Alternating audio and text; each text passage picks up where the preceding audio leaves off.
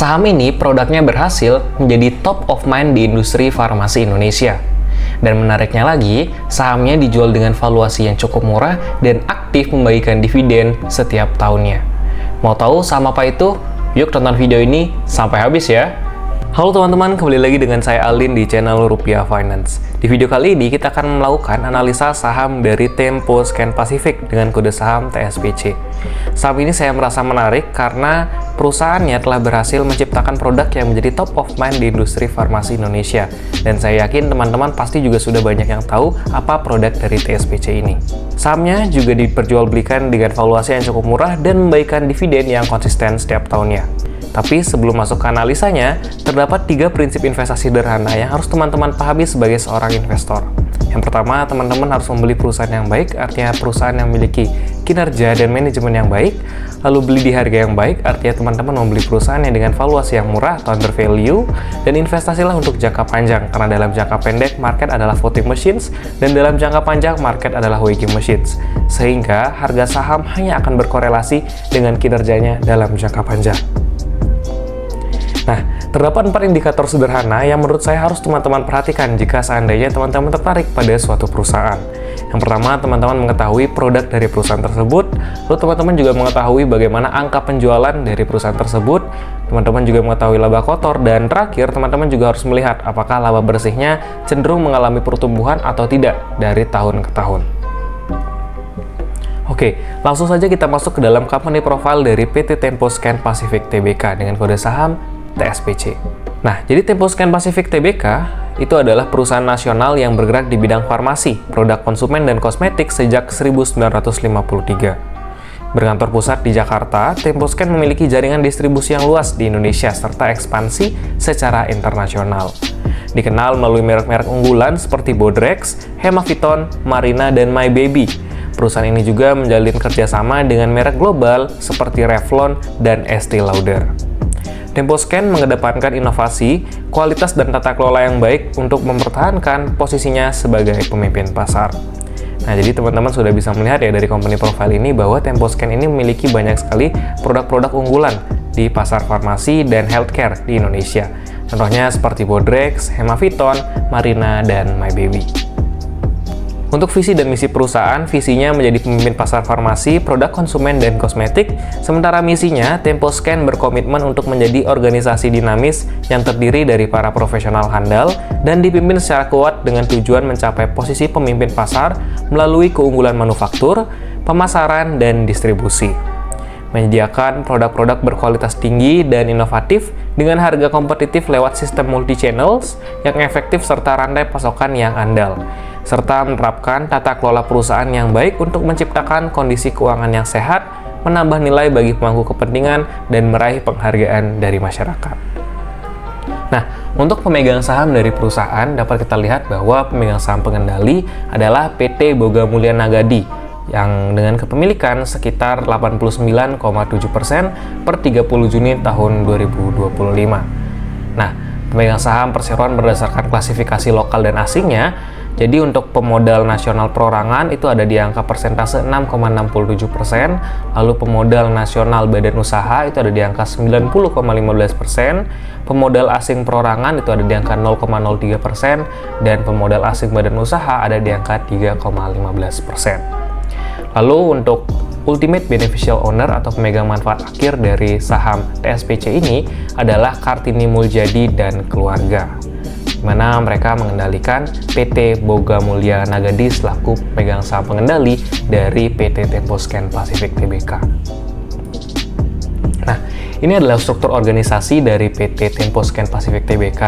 Jadi untuk Dewan Komisarisnya kita bisa melihat di sini ada nama Handojo S. Mulyadi, Hartati Sutanto, Suparni Pesotyono, Philips Gunawan, dan Kusnatinah. Untuk komite auditnya ada Philips Gunawan, Suparni Pestiono, Ratna Dewi, SW. Untuk anggota direksinya, presiden direkturnya ada Imade Dharma Wijaya, lalu Diana Wirawan sebagai wakil direktur, lalu ada Liza Prasojo, lalu ada Linda Lukitasari sebagai direktur, ada Sania sebagai direktur, lalu ada Rory Talim, lalu ada Jonet Ismanto, Lee Yung Yung, dan Afiaska Diah RM. Nah, terdapat juga perubahan struktur direksi dan komisaris PT Temposcan Pacific Tbk berdasarkan hasil RUPSLB tanggal 28 Agustus tahun 2024. Nah, untuk perubahan Dewan Komisarisnya, Legend TNI Purnawirawan Agus Sutomo SE diangkat sebagai komisaris independen menggantikan Philips Gunawan, dan untuk perubahan direksinya, Ruth Dewi Rosila Wijaja diangkat sebagai direktur menggantikan Lee Yung Yung. Nah, untuk kita mengetahui bagaimana kualitas dari manajemen yang dimiliki oleh PT Temposcan Pacific ini, kita harus melihat dan mengambil percontohannya dari Presiden Komisaris dan Presiden Direktur Perseroan. Untuk Presiden Komisaris dari Perseroan ada Pak Handojo Slamet Mulyadi, warga negara Indonesia yang lahir pada tahun 1964 dan saat ini menjabat sebagai Presiden Komisaris PT Temposcan Pacific Tbk sejak tahun 2020. Berdasarkan keputusan Rapat Umum Pemegang Saham Tahunan atau RUPST tanggal 31 Mei tahun 2022. Sebelumnya, beliau menjabat sebagai Presiden Direktur PT Temposcan Pacific Tbk dari tahun 1995 hingga tahun 2020. Nah, jadi sebelum jadi Presiden Komisaris, beliau adalah Presiden Direktur dari PT Temposcan Pacific Tbk ya teman-teman. Untuk pengalaman kerjanya, di tahun 1987 ia menjadi profesional di Revlon, lalu 1987 sampai 91 ia menjadi Direktur PT RS Revco, Presiden Komisaris PT Rudi Setiadi & Co, dan yang dimana perusahaan tersebut bergerak di bidang produksi dan pemasaran produk kosmetik.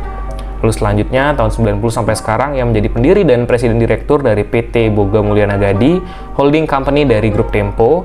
Lalu tahun 95 sampai tahun 2020 ia menjadi Presdir dari PT Temposcan Pacific Tbk. Tahun 2020 sampai sekarang ia menjadi Presiden Komisaris PT Temposcan Pacific Tbk dan saat ini juga menjabat sebagai Presiden Direktur dan atau Presiden Komisaris di beberapa entitas perseroan. Untuk pendidikannya, beliau bersekolah menamatkan S1-nya di New York University, Amerika Serikat. Untuk lain-lain, beliau tidak memiliki hubungan afiliasi dengan anggota direksi perseroan. Lalu untuk Presiden Direkturnya ada Imade Darmawijaya, warga negara Indonesia yang lahir pada tahun 1970. Saat ini menjabat sebagai Presiden Direktur PT Temposcan Pacific Tbk sejak tahun 2021. Berdasarkan keputusan Rapat Umum Pemegang Saham Tahunan atau RUPST tanggal 31 Mei tahun 2022. Sebelumnya, beliau menjabat sebagai Wakil Presiden Direktur Perseroan sejak tahun 2019 dan Direktur sejak tahun 2018. Beliau mulai bergabung dengan Perseroan pada tahun 2018. Untuk pengalaman kerjanya, di tahun 87 sampai tahun 91, ia menjadi profesional di PT Firmenich Aromatics Indonesia, PT Philip Morris Indonesia, dan PT Dexa Medica. Lalu sebelum tahun 2018, ia menjadi Presiden Direktur PT Parit Padang Global atau Soho Global Health. Lalu tahun 2018, ia bergabung dengan PT Temposcan Pacific Tbk sebagai Direktur. Tahun 2019 sampai tahun 2021, ia menjadi Wakil Presiden Direktur PT Temposcan Pacific Tbk. Lalu tahun 2021 sampai sekarang, ia menjadi Presiden Direktur PT Temposcan Pacific Tbk dan saat ini juga menjabat sebagai Presiden Direktur, Wakil Presiden Direktur, Wakil Presiden Komisaris, dan Komisaris di beberapa entitas perseroan. Untuk pendidikannya, ia adalah sarjana Teknik Kimia dari Universitas Gadjah Mada dan Magister Manajemen dari Sekolah Tinggi Manajemen PPM. Untuk lain-lain, beliau tidak memiliki hubungan afiliasi dengan anggota direksi, anggota Dewan Komisaris, maupun pemegang saham utama dari perseroan. Nah, untuk note dari struktur organisasi yang kami cantumkan di sini, rata-rata sebagian besar direksi dan komisaris perusahaan memiliki rangkap jabatan di perusahaan lain. Nah, untuk produk dari perusahaan, tentunya sebelum kita lebih lanjut ke laporan keuangannya, kita juga harus memahami produk dari perseroan. Jadi untuk divisi produk yang pertama adalah divisi Consumer Products. Jadi teman-teman juga udah mungkin bisa lihat bahwa di foto-foto ini sudah banyak sekali produk yang familiar dan menjadi top of mind di kepala teman-teman. Untuk divisi Consumer Products sendiri bertanggung jawab atas pengembangan produk dan pemasaran produk kebutuhan sehari-hari yang telah dikenal luas oleh masyarakat. Produk dalam divisi ini mencakup perawatan tubuh, produk bayi dan anak, serta minuman kesehatan dan kebersihan rumah tangga. Beberapa merek andalannya antara lain Marina, produk perawatan kulit dan kecantikan, My Baby, produk perawatan bayi, Vidoran, vitamin dan nutrisi anak, Hemaviton, suplemen kesehatan dan alergi, serta SOS, produk kebersihan rumah tangga. Nah, lalu selanjutnya dari divisi Pharmaceutical atau farmasi. Nah, di sini juga teman-teman pasti sudah tahu produk-produknya ada Bodrex, lalu ada Paramex, nyeri otot. Nah, lalu ada Oskadon SP. Ya, jadi ada banyak sekali ya teman-teman produk-produk dari TSPC ini. Nah, untuk divisi Pharmaceutical sendiri itu memproduksi dan memasarkan obat-obat resep maupun obat bebas atau OTC. baik generik maupun bermerek, sesuai dengan standar regulasi nasional dan internasional. Divisi ini menyediakan berbagai produk untuk pengobatan ringan hingga terapi khusus. Produk unggulannya meliputi Podrex, analgesik dan antipiretik, Paramex, Oskadon, dan berbagai macam obat generik yang diproduksi dengan teknologi farmasi terkini. Lalu selanjutnya ada di divisi healthcare atau produk kesehatan, ya top of mind di divisi ini adalah Enervon. Jadi produk kesehatan atau divisi ini fokus pada penyediaan suplemen makanan, multivitamin, dan produk kesehatan lainnya yang mendukung gaya hidup sehat dan pencegahan penyakit. Produk-produk dalam divisi ini ditujukan untuk berbagai segmen usia dan kebutuhan teman-teman. Jadi dengan merek ternama seperti Enervon C dan beberapa produk vitamin lainnya serta herbal untuk menunjang daya tahan tubuh dan kesehatan harian. Nah, untuk selanjutnya ada divisi cosmetics dan personal care. Jadi teman-teman juga bisa melihat di sini produknya yang salah satu top of mind-nya adalah Marina. Jadi Marina ini ada banyak sekali ya produknya, ada UV, ada hand body, ada sabun muka dan lain-lain. Nah, jadi divisi ini menghadirkan berbagai produk kecantikan dan perawatan pribadi bagi pria dan wanita. Produk dalam divisi ini dirancang untuk memenuhi kebutuhan pasar yang terus berkembang, mulai dari body lotions, sabun, tabir surya, hingga skincare dan kosmetik dekoratif. Merek unggulan diantaranya seperti Marina, Claudia, dan produk kosmetik lokal lainnya yang dikembangkan melalui riset dan inovasi yang berkelanjutan. Ini ya teman-teman, produk sisa yang masih belum saya tampilkan tadi di slide-slide sebelumnya, tapi masih tergabung dalam divisi-divisi tersebut. Nah, jadi di sini mungkin teman-teman yang bisa lihat, mungkin ada produk-produk terkenal seperti Natural Honey, ada My Baby Quits, terus ada Polaris yang minuman terkenal juga, lalu ada Alersil, lalu ada Total Care yang dimana itu adalah obat kumur ya, lalu ada Oralinu dan berbagai macam produk-produk lainnya. Nah, untuk model bisnis dari perseroan, jadi teman-teman bisa melihat di sini itu ada gambarnya. Jadi PT Tempo Scan Pacific Tbk menjalankan bisnis secara terintegrasi vertikal, mencakup seluruh rantai nilai dari pengadaan bahan baku, penelitian dan pengembangan, manufaktur, pemasaran hingga distribusi. Yang pertama dari procurement dan research and development, pengadaan bahan baku oleh PT Tempo Nagadi Trading dan Inovasi Produk oleh Tempo Research. Lalu untuk manufakturnya, produksi dilakukan melalui 3 grup utama. Yang pertama ada BNMG untuk produk konsumen, lalu ada PMG, ada produk farmasi, dan CPCMG untuk produk personal care dan kosmetik. Lalu dilanjutkan lagi di proses pemasaran, dikelola oleh PT Tempo Promosi untuk mendukung strategi promosi dan brand. Lalu untuk distribusinya disalurkan melalui 5 jalur, ada offline melalui PT Tempo dan Mitra, lalu ada e-commerce melalui PT Tempo Digital Nusantara, lalu ada wholesale kosmetik melalui PT RS Revco dan lain-lain, lalu ada retail kosmetik melalui Tempo Scan Mahoni dan lain-lain, lalu ada internasional, itu dijual ke beberapa negara seperti Filipina, Malaysia, Timur Tengah, dan lain-lain. Lalu untuk logistiknya dikelola oleh PT Tempo Logistik dan PT Tempo Kereta Mas. Lalu untuk mendukung operasionalnya, sistem informasi oleh PT Tempo Data System dan pengelolaan properti oleh PT Tempo Land. Jadi bisa kita simpulkan bahwa bisnis dari Tempo Scan Pacific ini terintegrasi secara vertikal ya teman-teman. Jadi dari seluruh unit bisnis dari hulu ke hilir sudah dikelola dengan baik oleh PT Tempo Scan ini. Sehingga tentunya ia memiliki competitive advantage, yaitu tentunya mereka saya rasa akan lebih efisien jika seandainya mereka punya unit bisnis dari hulu ke hilir.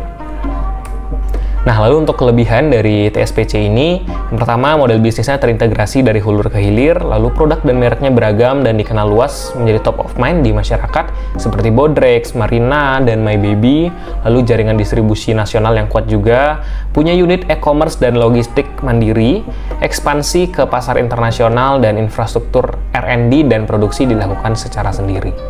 Lalu kekurangannya masih dominan di pasar domestik, persaingan ketat dengan merek global, struktur organisasi yang saya bilang lumayan kompleks ya, karena tadi saya lihat manajemennya juga lumayan banyak, lalu tergantung pada bahan baku impor, rentan terhadap perubahan regulasi, dan harus terus berinovasi agar tidak tertinggal pasar. Karena perusahaan seperti ini sangat riskan jika seandainya mereka tidak melakukan R&D secara berkelanjutan, karena untuk industri ini tentunya memerlukan inovasi yang harus dilakukan secara terus-menerus dan menyesuaikan kebutuhan dengan perkembangan zaman. Nah, lalu selanjutnya kita akan melakukan analisa finansialnya menggunakan data dari LK perusahaan. Jadi di data ini teman-teman bakalan banyak sekali dapat benefitnya. teman-teman bisa melihat data LK, overview kuartalan, overview tahunan, dan perbandingan. Saya rasa di sini yang paling menarik itu di bagian perbandingannya ya teman-teman, karena di bagian perbandingan ini memberikan scoring terhadap beberapa saham yang kita rasa di industri yang sama, dan di data ini bisa menentukan saham mana sih yang paling layak untuk kita beli.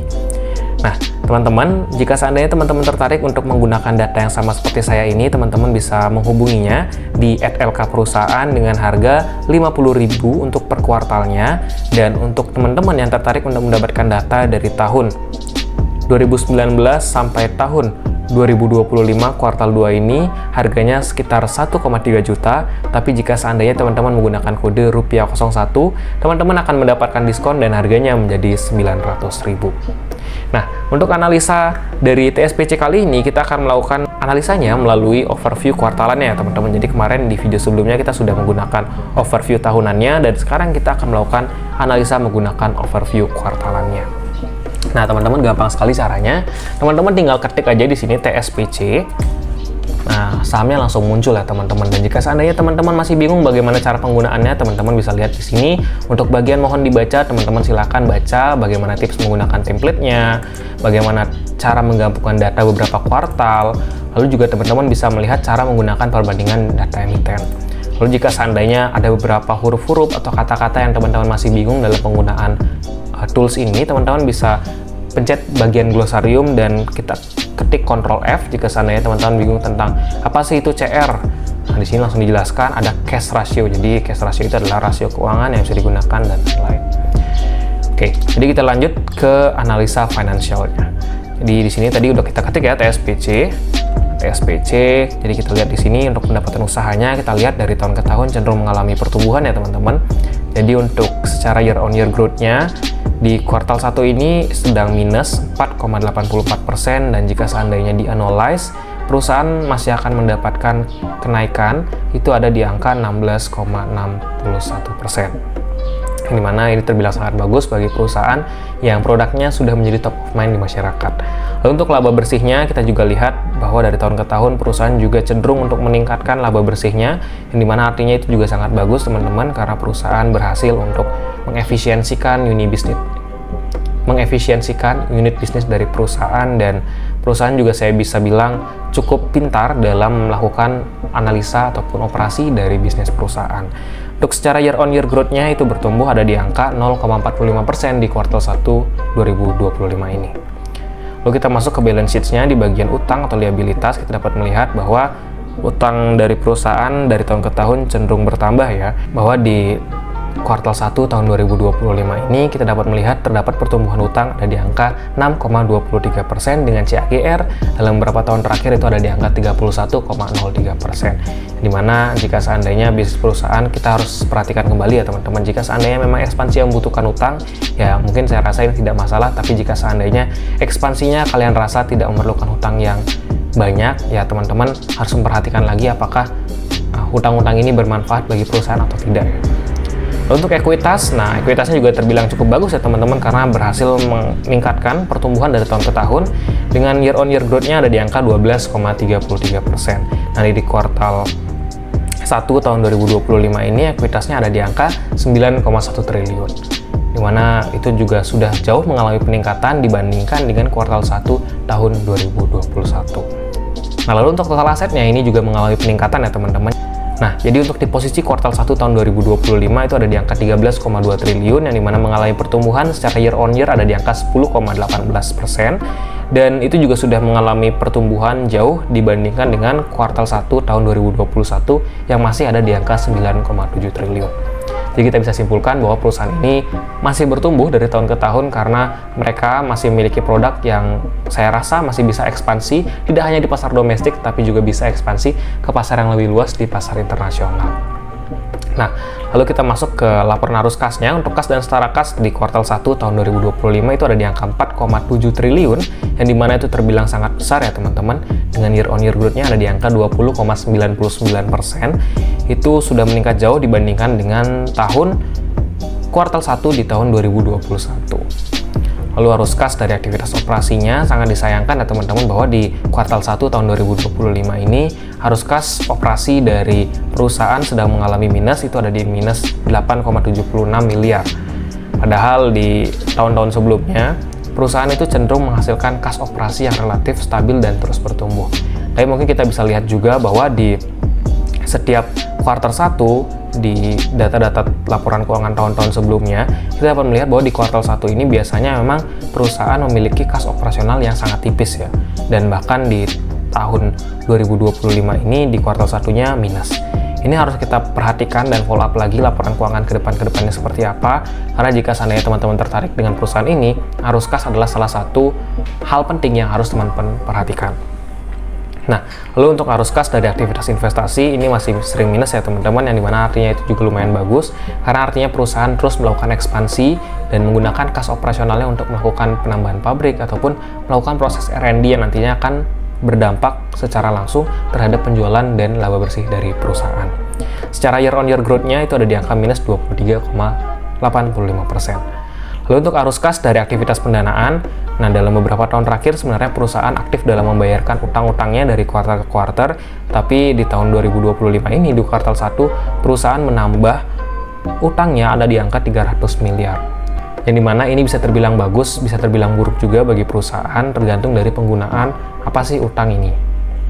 Jika seandainya utangnya digunakan untuk aktivitas ekspansi perusahaan, ataupun utangnya digunakan untuk melakukan research and development produk baru, tentunya hal tersebut akan berdampak juga baik bagi perusahaan.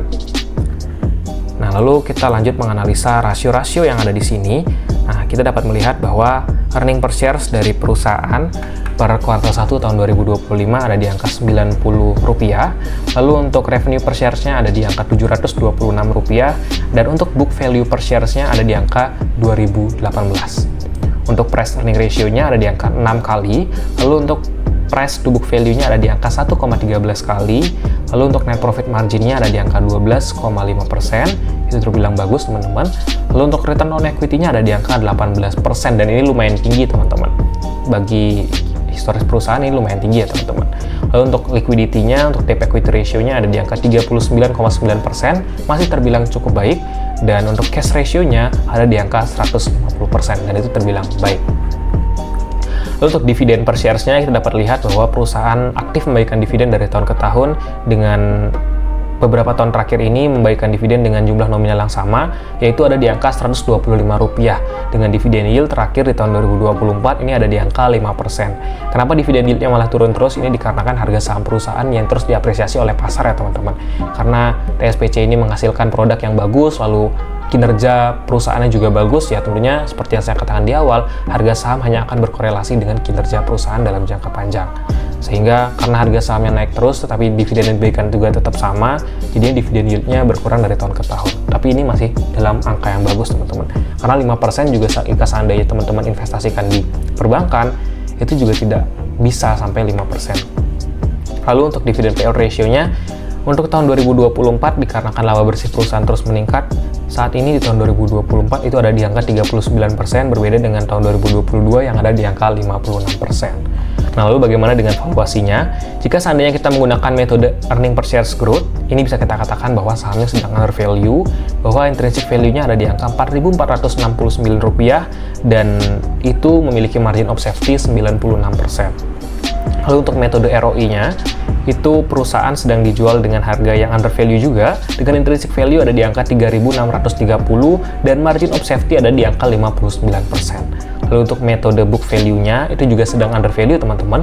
Untuk intrinsic value-nya ada di angka 4.614 dan untuk margin of safety-nya ada di angka 102,4%. Dan secara kesimpulan di akhir bahwa kita dapat simpulkan bahwa untuk power buy dari perusahaan ini ada di angka 55,4%. Nah, jadi saya ingatkan kembali bagi teman-teman yang tertarik untuk menggunakan tools ini, teman-teman saya persilahkan untuk membeli dan menghubungi di LK perusahaan di Instagram, dan nomor WA-nya akan saya cantumkan juga di bawah ini ya teman-teman. Nah, lalu kita juga akan sekarang menggunakan perbandingan di industri yang sama. Untuk industri farmasi ini, yang pertama kita akan tulis TSPC, lalu yang kedua kita akan tulis di sini ada KLBF. Nah, KLBF, dan di sini mungkin dengan produk yang sama kita bisa pakai apa ya? Ya mungkin kita tidak usah pakai yang di sini ya teman-teman ya. Jadi kita pakai fokus di TSPC dan KLBF saja. Nah, jadi jika seandainya kita membandingkan antara TSPC dan KLBF yang produknya relate dan mirip-mirip, ya di sini secara skor TSPC mengungguli KLBF ya teman-teman. Baik, mungkin sekian saja video kita kali ini. Saya ucapkan terima kasih buat teman-teman yang sudah menonton video ini sampai akhir. Jangan lupa disclaimer on bahwa video ini hanya bersifat sebagai second opinion, dan bagi teman-teman yang tertarik dengan saham TSPC ini silahkan untuk lakukan analisa secara mandiri.